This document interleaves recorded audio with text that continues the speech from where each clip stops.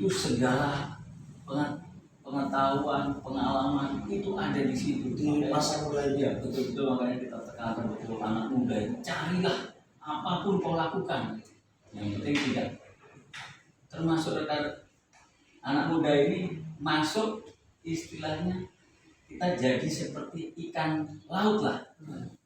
Ikan laut itu mau kemana-mana laut ya, tetap asin dan lebih asin. Tapi ikan laut itu tidak asin, tawar dia. Potong ambil bakar, ada rasa asin. Nggak ada rasa asin. Bahkan kita kalau ngebakar mesti digali. Malah ditambah garam. Nah, itulah hebatnya. Jadilah seperti itu. Nah, nanti itulah jadi tangguh di sini berarti apapun misalkan tidak ngaruh jadi tangguh itu apa namanya punya seperti saya ini Mas Bro kan nyanggar. Kalau saya enggak. Nah, ini menunjukkan hal yang biar tidak biasa. Karena mungkin anak-anak atau teman-teman kita yang muda ini biasanya itu istilahnya santuy atau cincai lah, sip lah, itu jadi cenderung kita ini. Nah, tapi biar pun seperti saya bisa tegak ini, ya, saya bisa juga bisa relax. Ini relax, bukan berarti seperti ini karena kita biasa seperti ini. Dengan seperti ini kita ini terlatih. Jadi hangat, tubuh saya itu hangat, nggak dingin.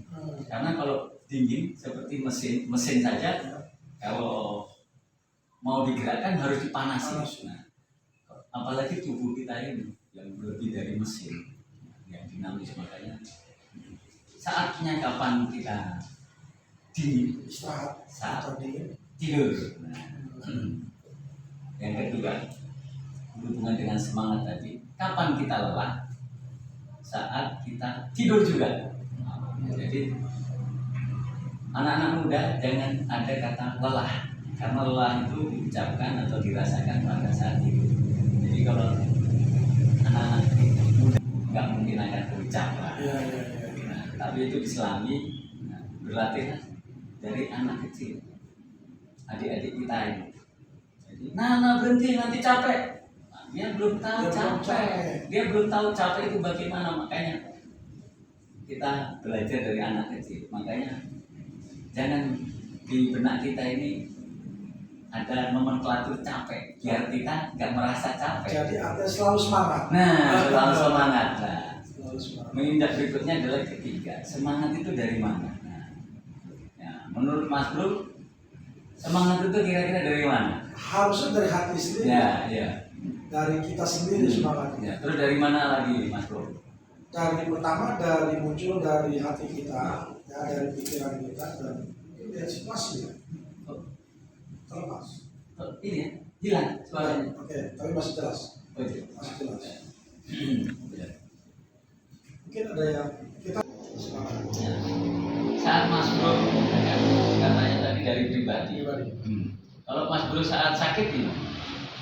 Kira-kira semangat itu muncul atau normal atau tidak? Kalau kita sakit itu harusnya untuk kesembuhan maksudnya? Ya enggak, semangat tidak. Kan mesti loyo kan? Loyo. Nah, berarti kalau dari diri sendiri berarti ada keterbatasan. Nah, yang sesungguhnya itu adalah dari yang memiliki zat semangat itu. Pencipta kita. Sang pencipta Tuhan atau Allah atau Sang Yang Tinggi, Sang Buddha. Jadi kalau kita nggak semangat, tinggal minta. Karena Tuhan itu maha pemberi. Semangat itu luar biasa dari Tuhan. Sampai sekarang ini kalau kita untuk mungkin sudah capek-capek, tapi kalau kita minta semangat kepada Sang Pencipta, akhirnya dikasih gitu. Seberapa pun, apalagi kita anak-anak muda ini, semangatnya luar biasa.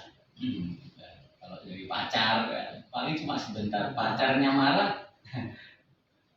pacarnya dongkol, kita malah sedih. Jadi semangat itu luar biasa, itu yang mendasari kita. Yang tadi, inilah semangat yang menurut saya hal yang kedua. Di samping tadi kita memang ada hubungannya antara tadi kita fasilitator dalam hal ini Tuhan. Jadi banyak pilihan itu semakin kita jadi lebih sempurna. Kalau contohnya misalkan kita 7, misalkan dibandingkan yang teman-teman yang lebih punya 10 itu lebih banyak. 20 pun lebih utuh lagi karena kita cara pandang, cara mengupas atau kalau dibilang itu menganalisanya. Kita seorang polisi, kalau kita sudah banyak pengetahuan, ditanya apa bisa, karena kita memang mampu untuk itu. Hijau, hitam masih bisa, tapi kalau kita tahunya air putih, sebatas air putih. Hanya 3, 2 kopi, ternyata ada sirup. Nah, sirup pun macam-macam. Nah, kalau kita semakin ini membuat kita ini tangguh tadi, tangguh itu kemanapun oke. Mau situasi apapun kita bisa. Jadi kita siap dengan hal-hal yang tidak biasa. Nah, kembali lagi ke hal yang biasa tadi, biar kita tidak biasa. Jadi kita mulai belajar bagaimana kita ini membuat sesuatu yang terbaik. Buat sesuatu yang terbaik. Iya. Yang lebih dari biasa.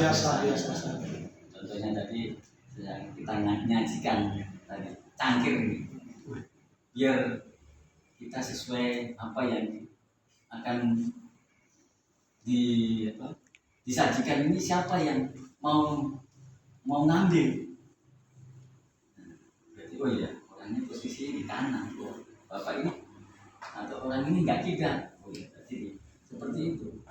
Hal-hal seperti ini, hal-hal kita anggap sepele, tetapi dalam perjalanan jadi sesuatu yang harus kita cermati juga. Ya betul. Jadi ini bagian dari yang tidak biasa. Nah, itu kalau kita biasakan